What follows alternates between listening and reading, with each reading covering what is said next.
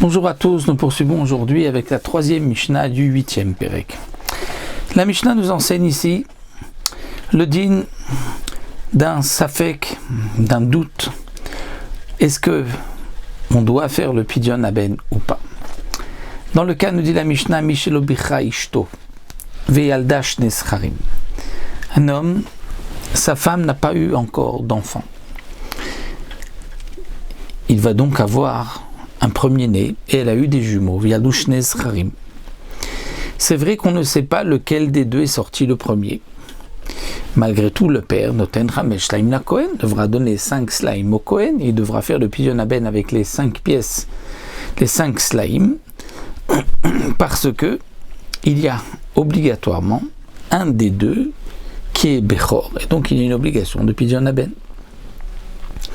Dans le cas où Met Echad Mem Betor Shloshim Yom, si un des deux enfants est décédé dans les 30 jours, et donc la halakha est que si un enfant décède avant 30 jours, le père n'a pas d'obligation de faire pidyon haben, parce que donc l'enfant n'était pas viable, il est nefel puisqu'il est mort dans les 30 jours, c'est pour cela d'ailleurs qu'il faut attendre 30 jours avant de faire le pidyon haben pour être sûr que l'enfant est viable, qu'il n'est pas nefel.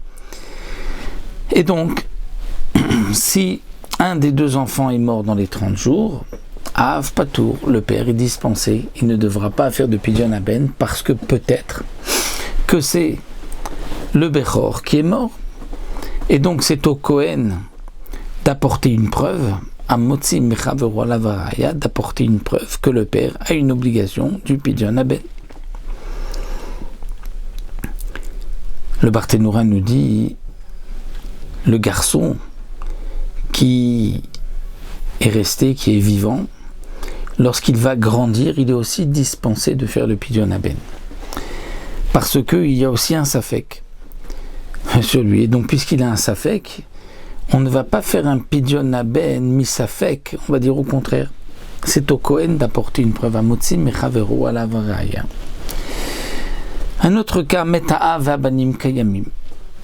C'est-à-dire que le père est mort après 30 jours, mais les enfants, les deux sont vivants. Et comme nous avons vu que lorsque la mère a eu 2 jumeaux, il y en a un des deux qui est Bechor et un des deux qui doit faire le pidyon haben. Et nous avons vu que donc le père doit donner obligatoirement 5 slaim parce qu'il a un des deux enfants qui est Bechor. Mais si le père est décédé et que les enfants sont vivants, donc le père ne les a pas rachetés après les 30 jours, alors Rabbi Meir Omer, Rabbi Meir dit ainsi, si on avait donné les 5 slaim avant d'avoir partagé, c'est-à-dire que les enfants, avant de partager l'argent du père, l'héritage du père, ont donné 5 slaim au Kohen. De la même manière que le père avait une obligation de donner 5 slaim, comme nous avons vu au début de la Mishnah, donc ils ont donné 5 slaim. Bon, si on n'a pas encore partagé et qu'on a donné, on a donné. C'est comme si le père avait donné, et le père avait une obligation, nous avons vu, de donner. De la même manière qu'il y avait une obligation sur le père, les biens du père, on garde cette obligation. Vim lam sinon. C'est-à-dire que s'ils n'ont pas donné, qu'ils ont déjà partagé l'héritage, à ce moment-là, Pturim, les 2 enfants sont dispensés de donner le pidyon haben. Pourquoi? Le Barthénoura nous dit que d'après Rabbi Meir, des frères qui partagent l'héritage du père sont considérés comme des acheteurs.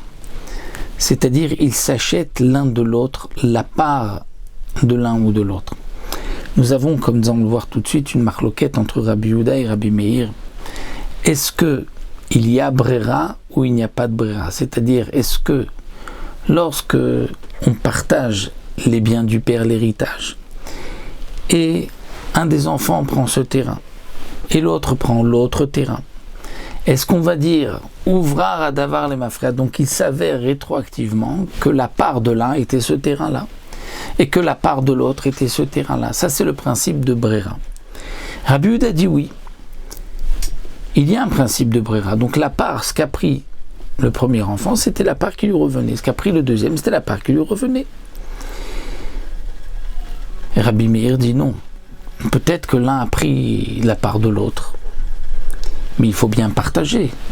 Eh bien, puisqu'il faut partager, c'est un peu comme une vente. L'un dit voilà, je te vends ma part contre ta part, puisqu'il faut bien qu'on partage, donc je prends une part, peut-être que c'est ta part, peut-être que c'est ma part, donc on va comme faire entre nous une transaction, on sépare, l'un il prend une part, un terrain, l'autre il prend un autre terrain.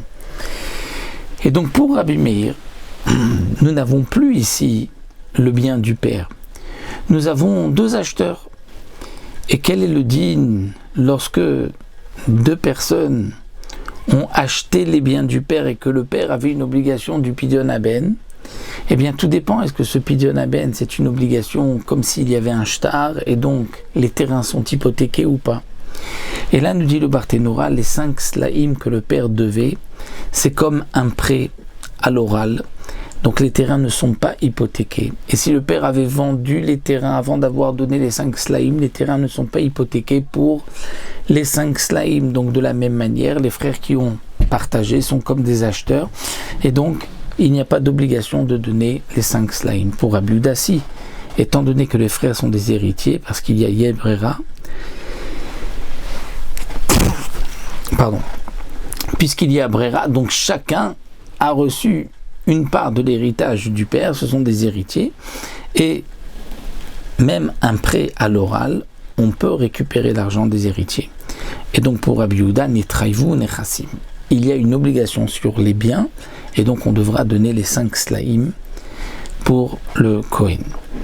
La Mishnah termine, Zachar ou Nekeva, si cet homme dont sa femme, qui n'avait pas eu encore d'enfant, a accouché des jumeaux, si c'était un garçon et une fille, et on ne sait pas si c'est la fille qui est née en premier ou le garçon, en kan la Kohen klum. Là, le Kohen ne recevra rien, parce que peut-être que c'est la fille qui est née en premier, et donc au Kohen d'apporter la preuve du contraire. Voici pour notre Mishnah, le premier safek assez simple que nous avons vu dans cette Mishnah.